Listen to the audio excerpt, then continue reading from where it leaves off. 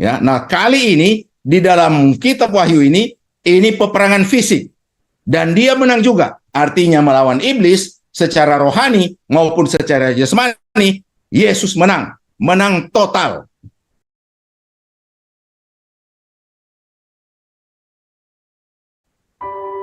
Oke. Wahyu pasal 17 kita sambung sampai dari ayat 12 sampai dengan ayat 18. Wahyu pasal 17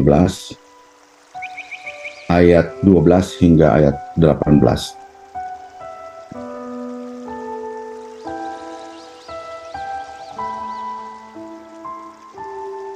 Bunyinya demikian. Ke-10 tanduk yang telah kau lihat itu adalah 10 raja yang belum mulai memerintah, tetapi 1 jam lamanya mereka akan menerima kuasa sebagai raja bersama binatang itu. Oh ya, saya membaca dari Alkitab terjemahan baru edisi 2 ya, TB2. Mereka seia sekata untuk memberikan kekuatan dan kekuasaan mereka kepada binatang itu. Mereka akan berperang melawan anak domba, namun anak domba akan mengalahkan mereka, karena dialah Tuan di atas segala tuan dan raja di atas segala raja. Mereka yang bersama dia juga akan menang, yaitu mereka yang terpanggil, yang telah dipilih, dan yang setia. Lalu ia berkata kepadaku, semua air yang telah kau lihat, tempat wanita pelacur itu duduk adalah bangsa-bangsa, rakyat banyak, umat, dan bahasa. Ke-10 tanduk yang telah kau lihat itu serta binatang itu akan membenci pelacur itu dan membuat dia menjadi sunyi dan telanjang. Mereka akan memakan dagingnya dan membakarnya dengan api. Sebab Allah telah menerangi hati mereka untuk melakukan kehendaknya dengan seia sekata dan untuk memberikan pemerintahan mereka kepada binatang itu, sampai segala firman Allah telah digenapi. Perempuan yang telah kau lihat itu adalah kota besar yang memerintah atas raja-raja di bumi. Saudara-saudara yang dikasihi dalam Tuhan Yesus Kristus, ini sambungan dari pemahaman Alkitab kita, kitab Wahyu ya, khususnya pasal 17 ini yang memiliki banyak perincian, karena itu hingga 3 kali ini pasal 17 ini. Dan di ayat 12 sampai dengan ayat 18 ini juga saya masih akan memberikan beberapa perincian untuk memahaminya. Biasanya kita lakukan ini pada hari Sabtu ya, tapi kemarin Pak Onal menghubungi saya, dia tidak bisa hari ini dan meminta untuk menggantikan. Jadi nanti besok Pak Onal, hari ini saya. Baik, kita melihat beberapa perincian yang dijelaskan dalam ayat 12 sampai dengan ayat 18 pada pasal 17 ini ya.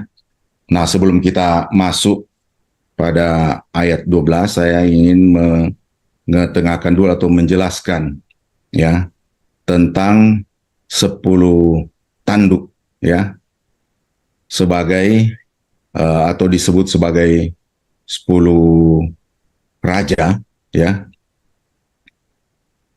Nah, memasuki itu saya ingin menjelaskan dulu skema ya yang terdapat pada Daniel pasal 7, karena Daniel pasal 7 itu kalau kita bandingkan dengan Wahyu pasal 17 ini itu setara ya. Ini setara dua pasal ini. Jadi Daniel pasal 7 saudara bisa membuka di Daniel pasal 7, nanti saudara bisa lihat-lihat ya. Nah, skema yang digunakan oleh Daniel dalam penulisan bukunya atau nubuat-nubuat di dalam Daniel pasal 7 itu mirip atau serupa dengan yang ditampilkan pada Wahyu pasal 17. Ya. Nah, kalau di dalam Daniel pasal 7, kita menemukan ada 4 kerajaan ya. Kalau saudara baca Daniel pasal 7, saudara akan temukan 4 kerajaan. Kalau baca kitab Daniel, kitab Wahyu ini kita mesti baca pelan-pelan, hati-hati ya. Perhatikan setiap perincian. Nah, kerajaan pertama yang ditunjukkan dalam kalau kita baca Daniel pasal 7, kita akan menemukan kerajaan pertama yang tentu saja itu kerajaan raya pertama ya. Itu Babylon atau Babel ya. Kemudian yang kedua itu Media Persia. Saudara bisa lihat bandingkan dengan pasal-pasal sebelumnya dari kitab Daniel. Bisa juga baca sejarah ya tentang dunia masa lalu atau dunia kuno di Timur Tengah. Kemudian itu kerajaan kedua tentu saja Media Persia ya. Dan yang ketiga Yunani. Nah, kerajaan keempat, kerajaan Roma.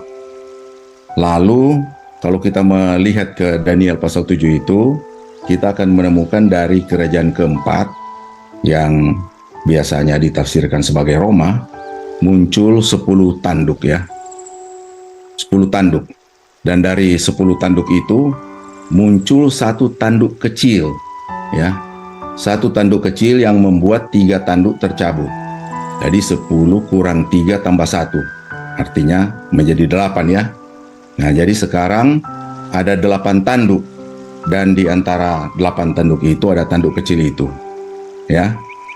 Nah, kalau kita lihat pada Daniel pasal 7 ayat 8, dikatakan tanduk kecil itu, pada tanduk kecil itu terdapat mata seperti manusia, mata manusia yang menyombong. Itu Daniel pasal 7 ayat 8. Kemudian tanduk kecil itu tampak lebih besar dari tanduk-tanduk lainnya, itu pada Daniel pasal 7 ayat 20.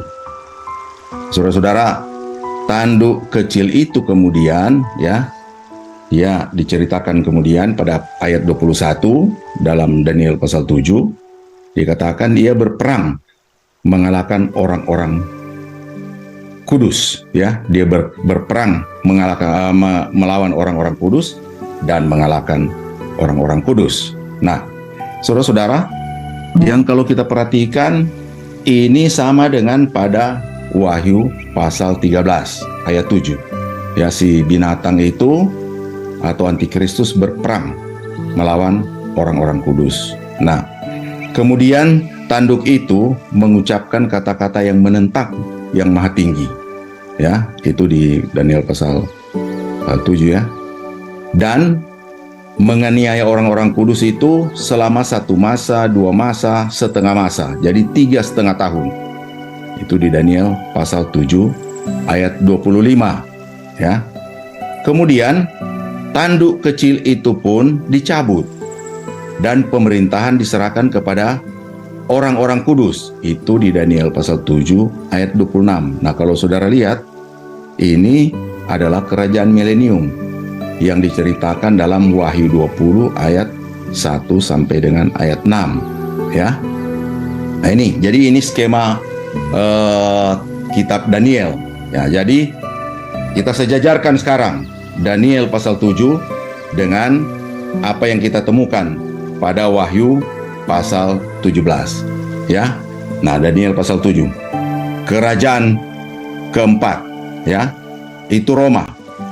Jadi kalau menurut skema pada Daniel pasal 7, langsung kepada perebutan kekuasaan yang memunculkan 8 raja. Yang kalau pada Wahyu pasal 17 itu kita lihat di ayat 10 ya. Wahyu pasal 17 ayat 10. Ketujuhnya adalah 7 raja, 5 diantaranya sudah jatuh, yang 1 dan yang lain belum datang, dan jika ia datang, ia akan tinggal seketika saja. Lalu kemudian pada ayat 11, nah perhatikan, binatang yang pernah ada dan yang sekarang tidak ada itu, ia sendiri adalah raja ke-8, raja 8 ya. Nah, sama dengan yang di Daniel pasal 7. Nah, ini saudara-saudara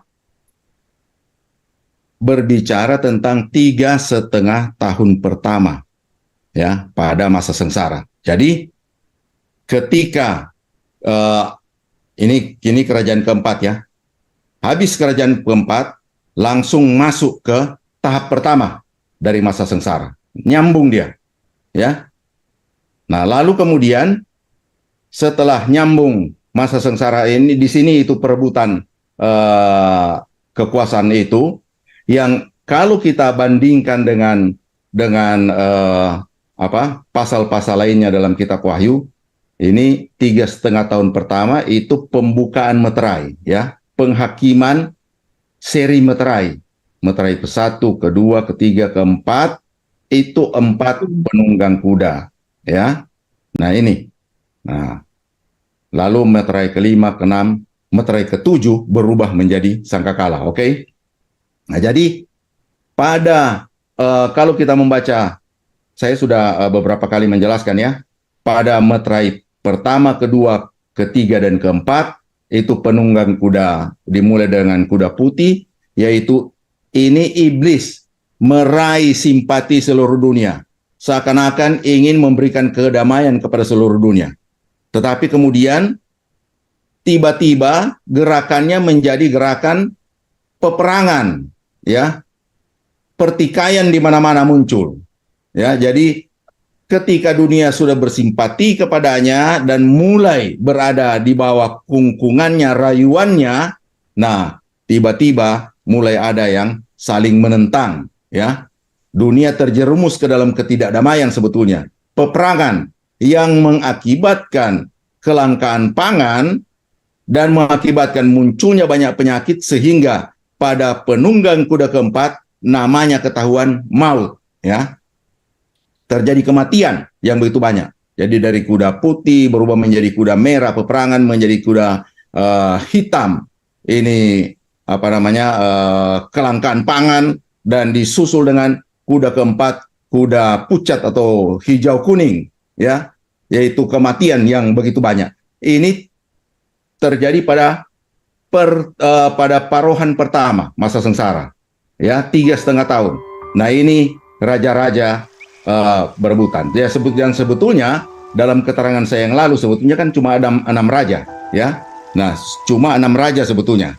Begini ya, 6. Ya. Nah, sebetulnya 6 raja ini kemudian yang satu di antaranya menjadi berhalangan sebentar, karena kalau pada pasal 13 kita lihat, pada pasal 13 dia terluka. Lalu kemudian dia muncul kembali sebagai raja ke-7, ya. Nah, jadi dia muncul sebagai raja ke-7, tetapi kemudian ditahbiskan, ya, sebagai raja ke-8 lantaran ketika dia muncul sebagai raja ke-7, kekuasaannya sudah meliputi seluruh dunia, sebab 5 ini sudah rontok, tinggal dia sendiri. Karena itu dia kemudian muncul sebagai raja ke-8, ya, menguasai seluruh dunia. Ya. Nah, ini sekali lagi ini cerita di 3,5 tahun pertama, ya, waktu iblis mau mencengkeram, meletakkan cakarnya, ya, ke atas dunia supaya bisa menguasai dunia. Nah, raja-raja ditundukkan, ya. Nah, saudara-saudara, sekali lagi dari setelah kerajaan keempat langsung menempel itu masa sengsara, ya. Nah, kalau begitu masa sengsara di masa kita sekarang dong. Nah, ini yang tafsiran begini yang salah, ya, bukan demikian. Ternyata kita melihat, ya, Daniel menulis seperti itu, dan Yohanes juga menulis seperti itu. Dia katakan semua kejadian-kejadian yang dia tulis itu segera terjadi.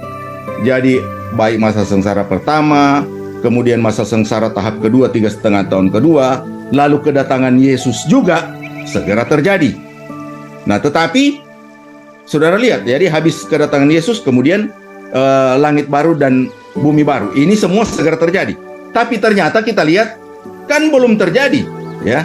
Masih jauh ke depan. Di tengah-tengah ini ada masa kita. Nah, kenapa mengenai masa kita ini tidak ada di dalam skema Daniel itu, ya, tidak ada, ya. Kenapa? Karena dispensasi kita ini dispensasi rahasia, ya. Rahasia, Paulus katakan ini tugas penyelenggaraan atau dispensasi rahasia, ya. Yang tidak pernah diceritakan sebelumnya. Kita belajar dispensasi, kita pelajari itu, ya. Nah, jadi kalau kita lihat skema dari Yohanes ketika menulis kitab Wahyu mengikuti skema Daniel, ya. Habis kerajaan keempat langsung masuk. Nah, karena itu banyak juga penafsir mengatakan karena ini tanduk kecil yang di Daniel 7 itu langsung keluar dari kerajaan keempat, mereka katakan ini Roma, akan ada Roma masa depan juga. Jadi akan muncul semacam Roma di masa depan yang daripadanya muncul itu si tanduk kecil itu atau si binatang itu. Nah, entah mereka mau namakan apa, ya terserah. Ya, nah, sedangkan kerajaan yang keempat yang kalau kita temukan di dalam penjelasan di Wahyu pasal 17 itu disebut sebagai Babel. Nah, jadi ya, Yohanes meminjam nama kerajaan besar zaman dulu, ya, Babel, untuk dia namakan pada kerajaan yang besar pada masa depan itu. Ya, demikian ya. Nah, kalau kita membaca pasal 17 ayat 12, ya, memasuki ayat 12 ini sudah memasuki 3,5 tahun sengsara kedua, ya, ke-10 tanduk. Ini. Nah, saudara-saudara, saya kembali lagi sedikit ke 3,5 tahun pertama. Di situ kan ada 7 raja, ya. 7 raja, lalu ada raja ke-8. Nah, sebetulnya kata istilah 7 ini selalu menunjukkan suatu keseluruhan, ya. Jadi sebetulnya dan ada Yohanes mau mengatakan bahwa raja yang satu itu di kemudian hari akan menunjukkan semua raja yang lain, ya.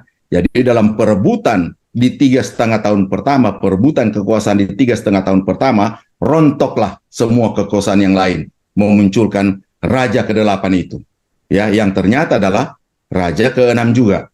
Raja ke-6, ke-7, ke-8 adalah 6, 6, 6. Oke, ya, dia juga. Ya, nah, itu di 3,5 tahun pertama.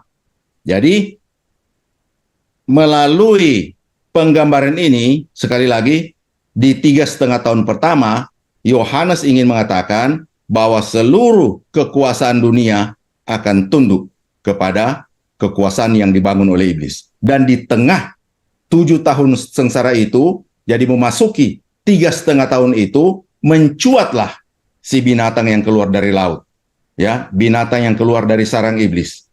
Lalu di 3,5 tahun kedua, nah itu cerita yang kita baca di ayat 12 ke atas. Jadi ada muncul lagi 10 tanduk, ya kan?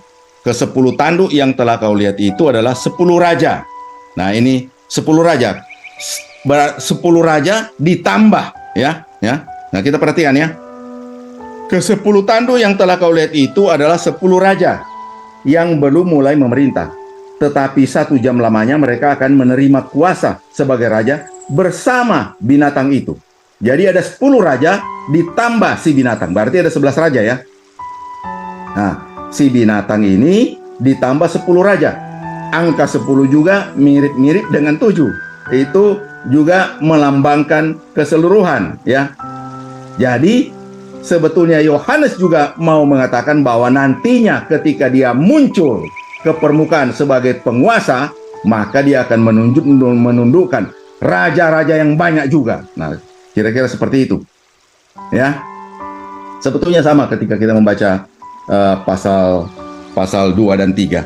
Itu selalu dikatakan kepada jemaat Efesus, kepada jemaat Tiatira. Tetapi selalu di kalimat belakang itu kiranya diperhatikan hal-hal yang ditujukan kepada jemaat-jemaat. Jadi satu jemaat sebetulnya mau dibilang kepada semua jemaat. Jadi sebetulnya 7 jemaat itu merepresentasikan seluruh jemaat. Nah, seperti itu. Ini juga begitu kerajaan-kerajaan ini. Jadi pada dasarnya si antikristus itu atau si binatang itu atau tanduk kecil pada Daniel, dia itu akan menundukkan seluruh raja-raja di muka bumi. Dan itu yang kita temukan pada ayat 18, ya. Perempuan yang telah kau lihat itu adalah kota besar yang memerintah atas raja-raja di bumi. Nah, raja di bumi itu, saudara-saudara, bukan cuma 10, bukan cuma 7, tetapi ada banyak sekali, ya kan? Nah, dengan istilah 7 itu di 3,5 tahun pertama, dia menaklukkan seluruh raja di bumi. Karena kekuasaannya yang dibangun oleh iblis di 3,5 tahun pertama itu mencakup seluruh dunia. Dan ketika dia berkuasa, dia kemudian menaklukkan juga seluruh raja di bumi. Begitu, ya. Saya melihat seperti itu. Nah, silakan saudara bandingkan dengan tafsiran-tafsiran yang lain yang saudara temukan. Tetapi saudara-saudara, ini bukan penafsiran perohanian, bukan. Kita masih tetap literal, yaitu bahwa raja-raja tersebut adalah raja-raja literal, ya. Nanti akan benar-benar ada si binatang itu, ya. Antikristus itu akan ada fisik dan dia akan menaklukkan seluruh kekuasaan yang ada di dunia, ya. Nah, kita sekarang lihat, masuk pada teks. Ke-10 tandu yang telah kau lihat itu adalah 10 raja yang belum mulai memerintah, ini ayat 12, ya. Tetapi 1 jam lamanya mereka akan menerima kuasa sebagai raja bersama binatang itu. Jadi mereka, dia sudah naik sebagai kekuasaan tunggal, tetapi dia kemudian mendelegasikan juga, membagikan kekuasaannya kepada yang lain-lain, ya. Artinya mereka itu juga berkuasa, tetapi berkuasa sebagai kaki tangan si binatang. Nah, kira-kira seperti itu, ya. Nah, karena saudara lihat ayat 13 menjelaskannya, ya. Mereka seiak sekata untuk memberikan kekuatan dan kekuasaan mereka kepada binatang itu. Jadi sebetulnya kekuasaan tetap dipegang, ya, ada ditampuk, ya, kepemimpinan si binatang. Jadi dia memberikan kepada mereka kekuasaan, artinya mereka itu menjadi kaki tangannya, tetapi mereka tunduk kepadanya, seperti dijelaskan pada ayat 13, ya. Nah, mereka seia sekata, jadi raja-raja yang banyak itu di seluruh dunia, seia sekata memberikan kekuatan dan kekuasaan, ya, kekuatan militer, kekuatan politik, kekuatan ekonomi dan sebagainya, itu ada di bawah kendali dari si binatang, ya. Mereka akan berperang melawan anak domba. Nah, ini yang diceritakan di dalam Wahyu pasal 16 ayat 14 sampai dengan atau ayat 16, ya. Nah, kalau saudara lihat, raja-raja itu dipengaruhi, ya, oleh roh-roh setan, ya. Itulah roh-roh setan yang mengadakan tanda-tanda, itu di pasal 16 saya baca ayat 14, ya. Itulah roh-roh setan yang mengadakan tanda-tanda dan mereka pergi mendapatkan raja-raja di seluruh dunia untuk mengumpulkan mereka guna peperangan pada hari besar, yaitu hari Allah yang Maha Kuasa. Kemudian pada ayat 16, lalu roh-roh itu mengumpulkan mereka ke tempat yang dalam bahasa Ibrani disebut Harmagedon. Nah, mereka semua raja-raja itu terpengaruh memberikan kekuatan mereka untuk melawan, ya. Jadi seluruh dunia akan berperang melawan anak domba. Anak domba itu adalah Tuhan Yesus Kristus. Kemudian dikatakan namun anak domba akan mengalahkan mereka. Nah, saudara-saudara, ini perang fisik, ya. Ketika terjadi perang besar itu, ini perang fisik, ya. Kalau saudara baca di pasal 2 dan 3, saudara akan menemukan bahwa anak domba juga pernah menang dalam pertarungan secara rohania, yaitu pada kedatangannya yang pertama, ya, iblis menggoda dia, ya, untuk menyembah iblis atau tunduk kepadanya, tetapi tidak digubris oleh Tuhan Yesus, ya, malah diusir dengan firman Allah. Lalu kemudian pada waktu penyalipan itu dikatakan dimulai narasinya dengan iblis membisikkan rencana ke dalam hati Yudas. Nah, jadi sebetulnya kematian Yesus itu adalah tindakan iblis, ya. Nah, Yesus sebetulnya Allah yang Maha Kuasa dapat saja melawannya. Tetapi kita lihat karena juga merupakan kehendak Bapa untuk dia mengalami kematian, maka dia patuh dan dia mengalami kematian. Jadi dia dalam tugasnya kedatangan yang pertama, dia telah menjadi saksi yang setia sampai mati. Ya. Pada waktu itu iblis dilawan secara rohani dan dia menang. Ya. Nah, kali ini di dalam kitab Wahyu ini peperangan fisik dan dia menang juga. Artinya melawan iblis secara rohani maupun secara jasmani, Yesus menang total. Oke. Nah, kemudian karena dialah Tuhan di atas segala Tuhan dan Raja di atas segala Raja. Kalau pada kedatangan yang pertama dia kedatang sebagai seorang bayi yang kemudian dibesarkan oleh ibu bapanya Yusuf dan Maria. Nah, sekarang atau pada masa yang akan datang, dia akan datang benar-benar sebagai Tuhan di atas segala Tuhan, Raja di atas segala Raja. Ya, dan dia akan mengalahkan raja yang sudah menguasai seluruh bumi. Nah, kemudian saudara-saudara, nah ini menarik. Mereka yang bersama dia juga akan menang, yaitu mereka yang terpanggil, yang telah dipilih, dan yang setia. Nah, ini orang-orang percaya, ini orang-orang kudus. Nah, saudara-saudara, orang kudus menggalang kekuatan untuk melawan iblis, ya, dalam pertempuran fisik, ya, mereka sendiri. Orang-orang kudus ini menggalang kekuatan, kemudian bertempur dengan iblis, dengan binatang, dengan si antikristus, ya, dan mengalami kekalahan. Ya, mengalami kekalahan. Itu di pasal 13 ayat 7. Coba saudara baca. Pasal 13 ayat 7. Ia itu si binatang, ya. Ia juga diperkenankan untuk berperang melawan orang-orang kudus dan untuk mengalahkan mereka. Ya.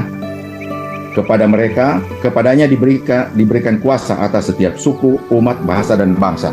Jadi di seluruhnya orang menggalang kekuatan untuk melawan iblis secara fisik, tapi kemudian kalah, ya, orang-orang kudus. Orang-orang kudus pernah menang secara rohani. Itu diceritakan dalam pasal Wahyu pasal 12 ayat 11. Ya, di pasal 12 ayat 11 dikatakan, nah ini mereka di sini ini orang-orang kudus, ya. Mereka mengalahkan dia itu si binatang, ya, atau si antikristus.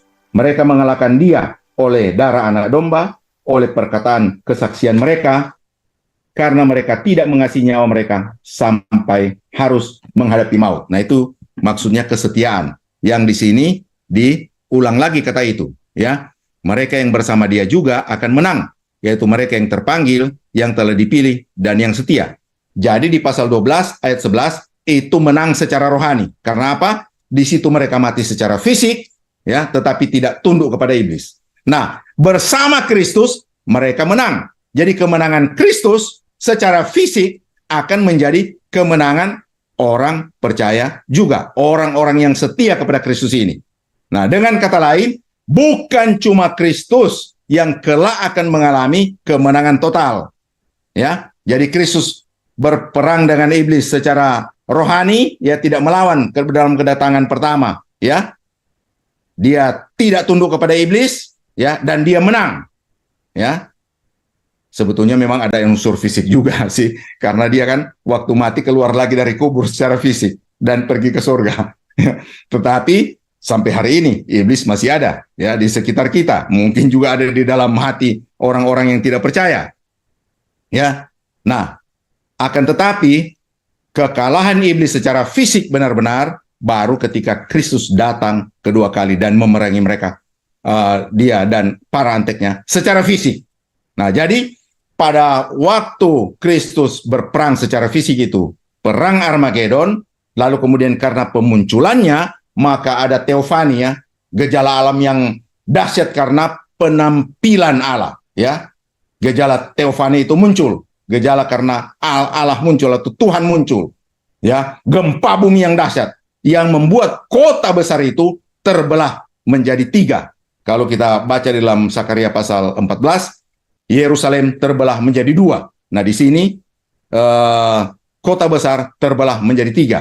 Karena itu banyak orang kemudian menafsirkan itu nantinya Yerusalem, kota besar. Karena di dalam kitab Wahyu juga di Yerusalem dijuluki kota besar, ya. Itu di Wahyu 16, saudara bisa bukan di Wahyu 16 ya, kota besar. Nah, barangkali kita lihat nanti, ya. Oke, saya teruskan ya. Jadi mereka akan memerangi, akan berperang melawan anak domba, akan tetapi anak domba itu akan mengalahkan mereka, dan kemenangan anak domba adalah kemenangan dari Kristus juga, dari orang-orang percaya juga. Nah, kemudian pada ayat 15, lalu ia berkata kepadaku, semua air yang telah engkau lihat di tempat wanita pelacur itu duduk adalah bangsa-bangsa, rakyat banyak, umat dan bahasa. Nah, ada yang menafsirkan wanita pelacur ini adalah Roma, ya, kerajaan Roma atau kota Roma, ya. Akan tetapi kalau kita membaca ini, kita akan menemukan bahwa air, ya, tempat dia duduk adalah bangsa-bangsa, rakyat banyak, umat dan bahasa. Artinya dia ini akan menguasai seluruh bumi, seperti yang dijelaskan di ayat 18 ya. Kemudian ke-10 tanduk ayat 16, ke-10 tanduk yang telah kau lihat itu, serta binatang itu akan membenci pelacur itu dan membuat dia menjadi sunyi dan telanjang. Mereka akan makan dagingnya dan membakarnya dengan api. Jadi para penafsir kitab Wahyu melihat ini begini. Ini wanita pelacur ini dipandang sebagai suatu kota yang kemudian menyesatkan bangsa-bangsa. Dia di dalam dirinya dia menghimpunkan suatu semacam mengelola suatu agama palsu, ya, kepercayaan palsu, ya, yang membuat manusia tersesat dan menyembah iblis dan antikristus. Lalu di sini ketika pada bagian akhir dari tuturan ini terjadi disintegrasi, ya. Jadi kekuatan-kekuatan yang menyokong dia tadinya, yang menyokong agama palsu ini kemudian runtuh. Nah, kita bisa melihat seperti itu. Tetapi kita juga bisa melihat bahwa dia suatu kekuatan fisik yang besar yang ditopang oleh raja-raja dunia, yang ketika diserang oleh Kristus maka semuanya menjadi berantakan. Terjadi disintegrasi juga, ya, yang satu melawan yang lain, tetapi juga mereka mendapat pukulan dari luar. Dari dalam mereka sendiri berkontradiksi, tetapi dari luar juga Kristus memukul dengan sangat kuat, sehingga kemudian mereka runtuh secara bersama-sama. Dikatakan dalam sehari mereka akan runtuh, bahkan dalam 1 jam saja. Nah, kemudian saudara-saudara pada ayat 17, sebab Allah telah menerangi hati mereka untuk melakukan kehendaknya dengan seia sekata dan untuk memberikan pemerintahan mereka kepada binatang itu sampai segala firman Allah telah digenapi. Kalau mendengar kata Allah menerangi hati mereka, seakan-akan mereka menjadi percaya. Enggak. Di sini tidak. Mereka hanya menuruti apa yang sebetulnya sudah ada di dalam skema Allah, yaitu nanti mereka akan bersama-sama, ya, mengumpulkan kekuatan untuk, ya, melawan Allah, ya. Dan pada perlawanan mereka yang paling puncak, disitulah Kristus datang untuk menghancurkan mereka. Jadi hanya seperti itu sebetulnya cerita yang kita temukan di ayat 17. Coba kita lihat lagi. Sebab Allah telah menerangi hati mereka untuk melakukan kehendaknya, ya, untuk melakukan kehendak Allah dengan seia sekata untuk memberikan pemerintahan mereka kepada binatang itu. Jadi memberikan kekuasaan kepada binatang itu, menyokong binatang itu. Lalu kemudian mereka mengumpulkan kekuatan secara bersama-sama melawan Allah, ya, sampai segala firman Allah telah digenapi. Jadi bagaimanapun juga skema dari Allah itu akan tergenapi. Iblis mempunyai skema, Tuhan juga mempunyai skema, ya. Iblis mempunyai skema untuk merebut segala kekuasaan kepada dirinya, tetapi Tuhan juga mempunyai skema untuk merontokkan dia, dan kemudian Kristus akan keluar sebagai pemenang. Ya. Perempuan yang telah kau lihat itu adalah kota besar yang memerintah atas raja-raja. Nah, jadi apakah itu Yerusalem? Nah, Karena Yerusalem di pasal 11 ayat 8, ya pasal 11 ayat 8, ayat 16, dan ayat 19, itu juga disebut kota besar. Jadi para ahli tafsir, mereka menghubungkan kota besar ini dengan Yerusalem yang disebut kota besar. Karena saudara-saudara, waktu Yesus datang, ada alasan. Karena waktu Yesus datang, dia menginjakkan kakinya ya di bukit yang ada di depan Yerusalem. Lalu kemudian bukit itu terbelah menjadi dua, ya kan? Nah, kalau di sini Tuhan datang dan kota besar itu terbelah menjadi tiga. Nah, jadi dilihat kesamaannya seperti itu. Nah, akan tetapi saudara-saudara tentu memerlukan perincian untuk menafsirkan demikian. Akan tetapi memang kita melihat di dalam tafsiran, di dalam tuturan-tuturan Alkitab, bahwa ketika Yesus datang, dia akan menginjakkan kakinya di tanah Palestina itu. Nah, apakah di situ akan berkobar perang yang besar? Nah, ada yang melihat bahwa yang namanya Harmagedon itu akan merupakan seluruh tanah Palestina. Jadi kemungkinan besar kalau kita lihat akan ada semacam pusat ya keagamaan yang sangat besar justru di Yerusalem dan justru di Bait Allah, ya, yang mestinya Bait Allah tempat merupakan rumah Allah dibikin menjadi rumah berhala. Ini yang membuat Tuhan sangat murka. Nah, kira-kira demikian yang digambarkan oleh Yohanes. Saudara-saudara, pelajaran bagi kita adalah di sini kita lihat betapa bernafsunya ya antikristus atau si binatang atau si tanduk kecil itu menghimpun kekuatan bagi dirinya ya untuk melawan Allah. Tetapi Kristus akan mengalahkan dia secara fisik. Kristus sudah menang secara rohani ya. Kemudian nanti secara fisik Anda dan saya juga sebetulnya bertempur ya dalam hidup kita ya. Dan apakah kita akan mengalami kemenangan ya. Nah, orang-orang di dalam masa sengsara mereka mengalami dua kemenangan. Kemenangan rohani dan pertama kekalahan fisik dulu, tapi bersama Kristus mereka kemudian meraih kemenangan fisik juga. Karena ketika Yesus menang, dikatakan mereka menang. Nah, kita sekarang ini, kita juga bertempur secara rohani. Apakah kita akan menang? Kalau orang-orang dalam masa sengsara, kalau mereka tidak menang, bahaya sekali. Apa akibatnya? Kalau mereka tidak menang, mereka dilemparkan ke dalam lautan api. Nah, saya dan saudara tahu pelajaran di dalam masa anugerah ini. Bagaimana juga untuk meraih kemenangan dan meraih mahkota yang akan diberikan Kristus kepada setiap orang yang menang atau keluar juga sebagai pemenang pada masa kini. Mari kita berdoa. Kami bersyukur pada Dikau ya Tuhan, memberikan Alkitab kepada kami menunjukkan tentang masa depan, tapi juga memberikan kepada kami Alkitab untuk melihat masa kini, masa kami hidup sekarang ini. Kau tolong agar supaya sebagaimana Tuhan Yesus menuntut agar mereka yang telah berada dalam masa sengsara keluar sebagai pemenang, kami tahu juga sekarang Engkau menghendaki kami juga keluar sebagai pemenang dalam peperangan melawan iblis pada masa kini. Kiranya Kau senantiasa menolong kami ya Tuhan. Terpujilah Dikau ya Allah dalam nama Tuhan Yesus Kristus. Amin.